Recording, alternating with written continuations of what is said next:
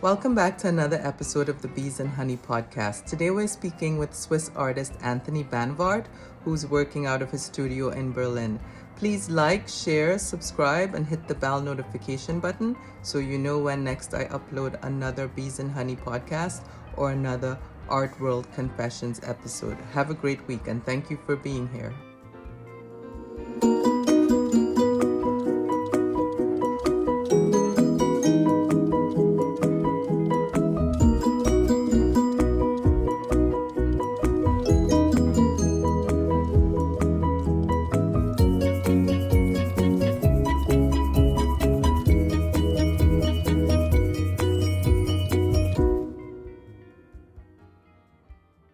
Okay, so here we are today with Anthony Bannwart. Please let me know if I'm saying your name right. You did. Thank you very much. Hi, Good. Nicolette. And thanks for having the patience to wait for me because I had to figure out all these different moving parts, these technological things, and on your side as well. No, yeah, it's all good. All good. It's good to be there finally on this podcast. Thank you very much for receiving me. And I know you had an idea about doing some sort of performance, and we're not going to do it, but can you explain what it is you were going to work on or what you could have performed from your studio? Yes, so basically I'm working on different kind of paintings here in Berlin right now, but I've done this process in Switzerland as well and in different places. Basically, there is a new process that I experimented a few years ago, and it's called ecstasis and after ecstasis. Basically, it is a bed, a steel metal bed, black acrylic with a lot of water in there, like 1 centimeter of water, and then I drop the pigment. It's a performative, evolutive installation. If you see, if I can say it like this. It's going to turn into a painting after a while. There is a bit of a process because the process is mainly a dedication to water and the movement and the natural atmospheric conditions. And the water is evaporating, and then the pigments are basically falling onto the surface. And after a while, I'm adding more pigments and maybe more water, and I'm doing that process a few times. And after a while, I'm satisfied with the process, and I'm fixing all the pigments, and then I'm fixing it for becoming a painting. But the whole process is a very long performative installation. So people can see me, and depending of the music, depending of the movement in the room, maybe the wind, maybe the movement I produce, like waves, the whole paintings evolve. And this is one of the things I wanted to show you. Here I am going to work on two special 1 meter by 1 meter each. So it's basically 2 meters by 1 meter at the end. It's going to be a diptych. And yeah, I'm looking forward for starting this work on Monday. Let's see. Let's see what it comes. Maybe I'll show you something next time. Yes, or it might be a good episode in general to do in person because then you could have the camera much closer and direct on the actual process. Yes. But where's your studio in Berlin?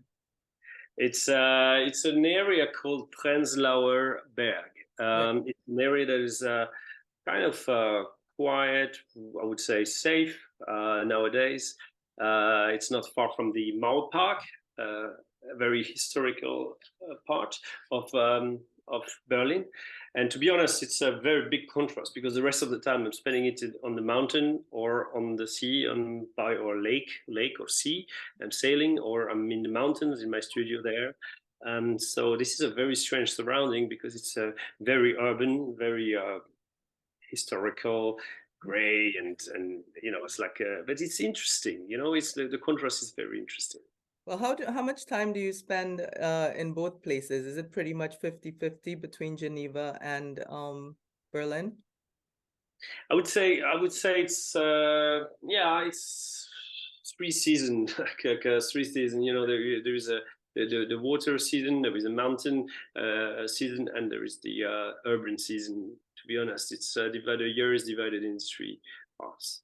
Yeah, yeah, that sounds pretty reasonable and actually quite healthy. So, I mean, now that we mentioned that, I'm not going to go in the direction that I was going before, but tell me about the work that you do with sailing and with water. I know there's one project that you had. Um, anyway, I can't find it now because I've gone Black Sail, that project. Oh, the Black Sail, yes. Yeah. The Black Sail. This is a work that yes, you're coming back to this work in the other way around, but it's a work that is all about um, my my impression of sailing by night and the kind of reflection of the city. City landscapes, everything that the wandering in the city by night without the lights that I try to reproduce onto a black sail. You know, if you look at a sail nowadays, they are made of carbon. They are very different than the sails we used to have, white and like a white canvas and not always the best quality. And nowadays they're almost very dark. You can have white, but there is so intricate and very beautiful sort of structure and pattern. And I realized that, and I thought while sailing by night and passing by a city once, I just realized it was like just so beautiful, this connection. And I love that urban and sailing, or urban and mountain, and so there is always a connection with that. And I decided to draw onto a cardboard, black acrylic cardboard, honeycomb, sort of thick one. I decided to draw with the pen and a pencil and adding some oil painting or acrylic and different oil painting. You have different nuances, like shades of black, different shades of black, different and the black pen becomes a little bit grayish and the black ball pen becomes a little bit magenta. So all is black, but basically because of the reaction of the black on black, it becomes a lot of structural different things, and you see shadows and a maze or different things. So people realize this is a 2 meter. We're talking about more than 2 meters 30, height of 1 meter 20, large triangle. And what's the Waves Art Initiative? Because I have that in my question here as well. Yes, the Waves Art Initiative. So this started because as an artist, I suddenly realized, okay, that's all good. I'm working with subject that I really please me, and I'm very trying to do authentic project close to my life. But suddenly, I decided to, looking at the sea and the state of the sea and oceans, I decided, once I read Virginia Woolf or Joseph Conrad, Nostromo, The Waves by Virginia Woolf, different readings and different text on the sea written by poets and other paintings by very famous painters or less famous painters, and they're all inspired by the sea. But what do we give back as an artist? We at some point, what do we do? The art world is filled with the transport of artworks, with different. We protect the artworks with very lots of plastic. We just don't care. To be honest, we just take the inspiration from the sea. Well, we don't give back. So my proposal was here to do an exhibition with different artists, some friends of mine, some collectors do have beautiful artwork, sometimes for sale, yes, sometimes not for sale, but just to participate. And the proceeds of some of the sales are going to a foundation that, with a group of people, we decide to give to a foundation that do very well over a year, more than a year. We give these proceeds back a certain, we do an exhibition like every year, whether it's in Switzerland or maybe somewhere else. We could do that in New York. Why not? And then the point is to do that and to really all gather around the theme of the sea and to try to find out what is the text of this year that inspired a group of artists, and putting a few works together and just basically giving back to the sea what we took. Oh, I think that's a really good idea. And I mean, it puts me in mind of some other collectors, like this actor, Leonardo DiCaprio, he has something similar that he does in the south of France with art, a benefit, I think like once a year, and it's for the sea as well. So that's kind of cool. Yeah, maybe you should get in touch with him. I think he's a great collector, actually. Yes. Okay. I'll call him next. Or you know what, the world is really quite small. At some point, you might just Really run into him. nice. Nice. Thank you for reminding me this. Yes, It's a good yes, lead. it's a good lead. And then there's some other things related to the sea. I think you were doing some project with food and the sea. Or maybe I got that wrong.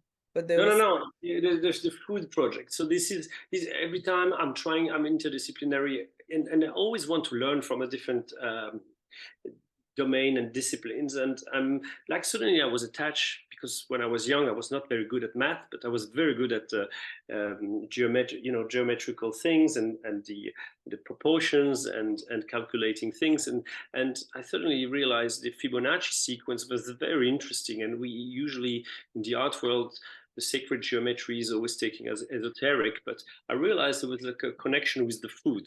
And if you look at the sequence of Fibonacci and the food and the gastronomy is very present. And some people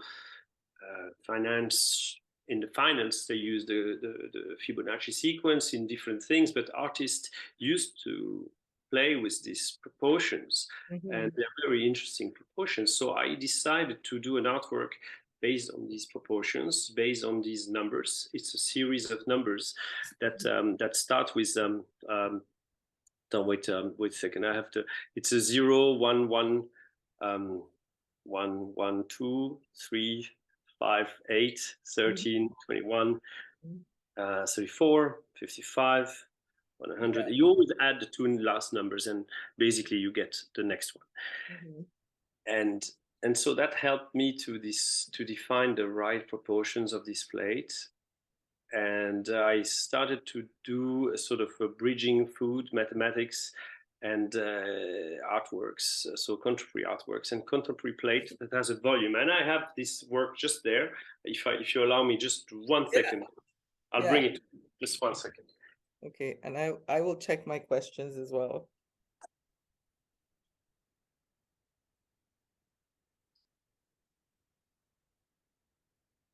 So you see me there? Yes. Okay. So this is the plate. It has this is my plate. This was, if you can see it, it has a very strange sort of shape and volume inside. So this is a plate where chef have a challenge. It's to challenge the chef and to explain to them, let's look at the mathematics inside the food and the Fibonacci sequence inside, like for example, the asparagus or escargot or pineapple. They are very visible. They have this structure. There's this the spiral of Fibonacci, as we call it, the sequence of Fibonacci. But mine is all hidden. All the numbers with the reduction of the ceramic or the porcelain is all calculated with these 13 centimeters. Here's like 5 or 8 here. There is different volumes, different heights, different things. Everything is calculated. And basically the chef, together I go with my plate, for example, to a restaurant, and we start to project a new menu or to project a new meal for a day or for an event or maybe for a season onto this plate. And now I developed a whole series for a new edition with a bowl with different size of this plate. And I even did a ring in silver because I was trained as a jewelry maker back in the days, and a piece of earrings with a special double plate earrings. Here you can see. Yes, yes. So that's the double earring, and then you have 2 single ones. So you have a pair of earrings you can wear either single or doubled. Because I was trained as a jewelry maker when I was younger, so I decided to develop this project not just as an artwork, but as a very disciplinary project where mathematics, food, you can have this plate on, because we had 2 years of COVID. The restaurants were dead and flat, and then I decided to do something with my plate. So I reduced the plate, I made it in silver, and I started my jewelry line.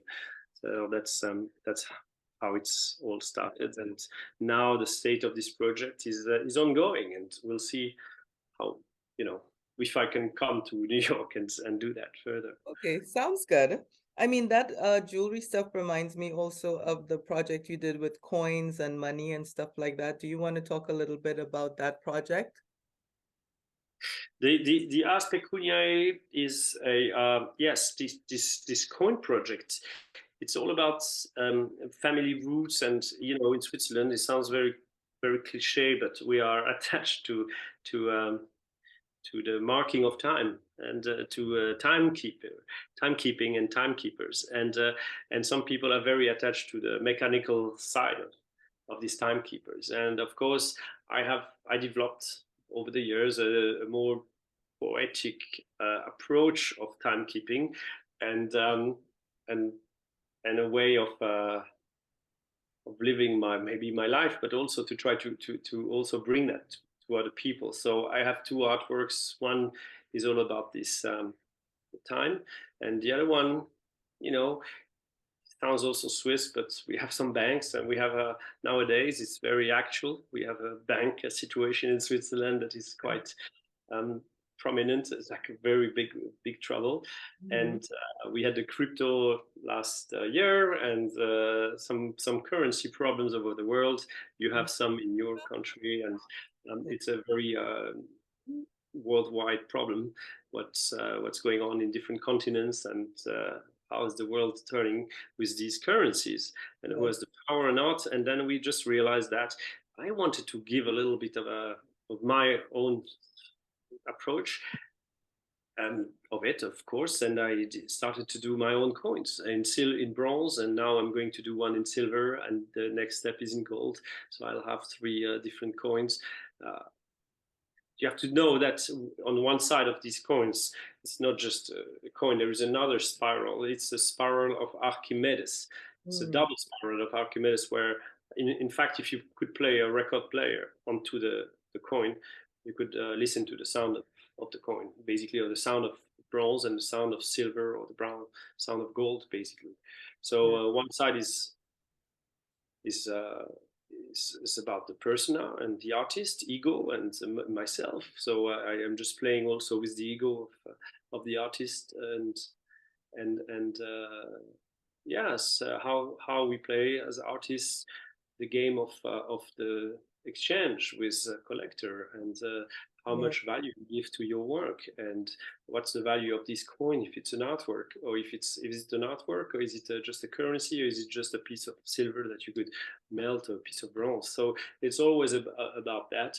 This is a very important aspect for me. So that's why I worked with bronze anyway, and I worked with silver, as you understood. And now the next step in the future, I will do one or two in gold. But this is silver and bronze are very beautiful metals. I love to work with, and I think it's a beautiful project. I can't wait to continue it.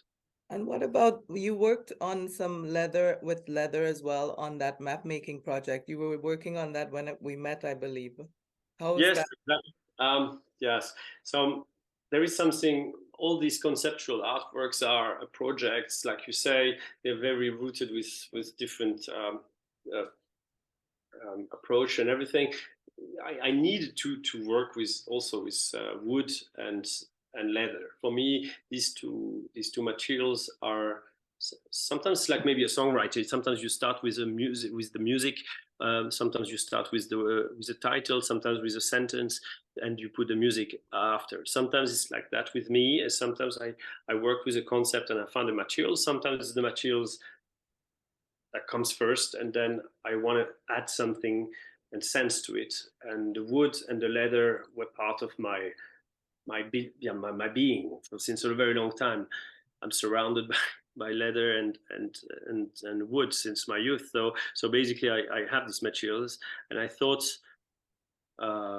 it was like a morphing of a map coming into on my skin, and basically these skins are the support of different plants, mapping, Vesica pescis, tree of life.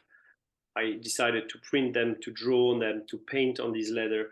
and then to mix them with either bronze, either steel, either wood. And these are artworks that I do. They are connected with maybe something a little bit more spiritual. I don't know. There is something about the mapping that the geography probably relates to different things about space, time, and this one is about space. Yes. So yes, this is a very a project that is like all the other ones that are developing over time, and they are very evolutive. So each time there is a new step. I did the maps of Budapest, of Hanoi, of my hometown, of cities that I visited or lived or had a residency in, and then different plans of cities, of airports, of symbolical of figures, like you said, like the tree of life is and I mix them. I do a composition, print them on, or draw them, or paint on leather, and I fix them on the wall. So as an artwork. So these are this is another part of me. I'm very I have different families. I'm not schizophrenic. I'm just different families that I love to work and take space from it, and then I go to the other family and I develop them for a while, and I live with them, and I immerse myself. I develop them, and then I go to the next one. And what about the project you worked on, Projection of the World after Buckminster Fuller? How did that project work out? Can you describe it? Yes. Buckminster Fuller, a great person from your country. It's an amazing figure in art. It's very inspiring figure. I did a few tributes and homage to interdisciplinary people that had nothing to do maybe with art, but had to do something with science that brought a lot to art, maybe something with a philosophy or psychiatry that brought a lot to art, like Rorschach or different Cyrulnik, like with resilience. And Buckminster Fuller did a lot of things that inspired me, especially the projection of the world that he did. And I think Jasper Jones or Rauschenberg did also work on him. I don't know which one of them. I think it's Jasper Jones, but I'm not. I have to. I'm sorry. I'm very Oh, it's bad okay. at It's all right. just like the projection of the world by Buckminster Fuller is very interesting. Basically, it's an atlas. It's like a geode, an atlas with different facets, and it's an atlas brought flat. And I took this shape. I kind of erased the continents and the shape of the countries and the all the islands and everything, and I used just this shape that is very particular. I used it. I fold it again a little bit. I created this in forex and bronze and different materials and granite. This is to play with the world as you would turn off lights, or I don't know. It's about geography, to be honest, and to be honest, it's like traveling by night or over some. It's an obscure artwork actually, but it's actually very pragmatic. It's a project where this artwork it's a simple, very simple form, but everybody should know what it is. This form, it's a projection by Buckminster Fuller, but it becomes an artwork. So it's a diverted object. It's yes, I think it has a very valuable aspect. You don't know where you are, but if you know the projection by Buckminster Fuller, you actually know where the continents are, and it produces a sort of simplicity about this earth and looking at this earth from another point of view. Yes. That's what I like, and I like this projection because it shows also the countries in a different. I mean, the Europe is very tiny. It's not like all the other projection we are used to have in Europe. The continents are exposed in the best, to be honest. And then the Switzerland is not in the center of the world. like other projection we have here sometimes, or Europe. So what are you working on right now in your studio in Berlin or in Switzerland? What are you working on currently? Well, I'm well, like you understood. I'm all these families of projects are ongoing.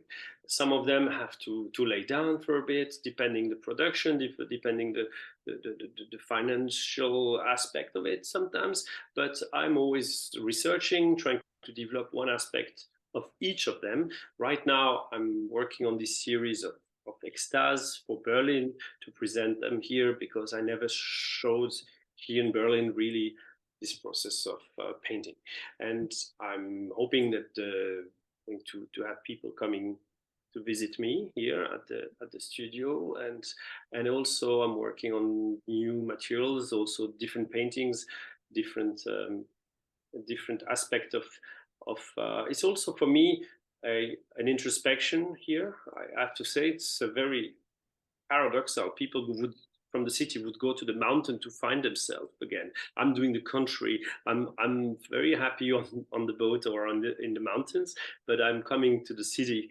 to find here maybe a sort of a different energy. Probably. Yes, yes, So yes, I'm yes. doing my best, and I'm not mixing up so far because I'm on my own, and I love to meet people in a very specific moments.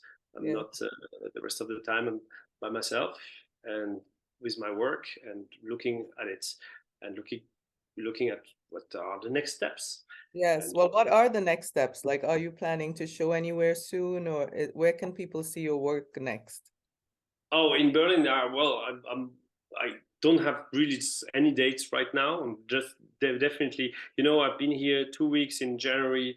I am here since 2 weeks now. I've been here last year for a bit of time. I developed maybe more than a dozen of artworks. Some of them are very ready to be presented in a gallery. So I'm trying to build a body of work that is actually ready for exhibition, Yeah. and I'm looking for the right people now here. Now I found two places. I can't tell right now the date and the real places. Mhm. The other thing I'm developing is the series of plates, the new edition of plates, taking care of the jewelry, taking care of different aspects of the bronze production, and all that from Berlin, because I have to continue. But it's a continuous thing. Some things are sleeping, some things Mhm. are alive, and yes, and I'm looking forward to show them. I can't wait to come back to New York, to be honest. Yeah. When were you here last? I can't remember. I know you mentioned it a while back, but I can't remember what you said. I think I was there quite a while ago. I think it's a few years already. It was definitely 2015 or something like that. Right. Yeah. And I think it was not possible just after. I was very busy with different things, and the COVID happened. Then now things are starting again to be quite interesting, I would say. Mhm. Um, and the connection with the US and this, we'll see what comes out. But I think with the food and the different aspects of sailing, there's enough subject to treat Yeah. about. No, I think there's enough, and we'll have a conversation about that after this call. I mean, thank you for making the time to speak to Thank us you. today. Thank you. It was Yeah, lovely. I'm very happy we managed it with all the time springing forward.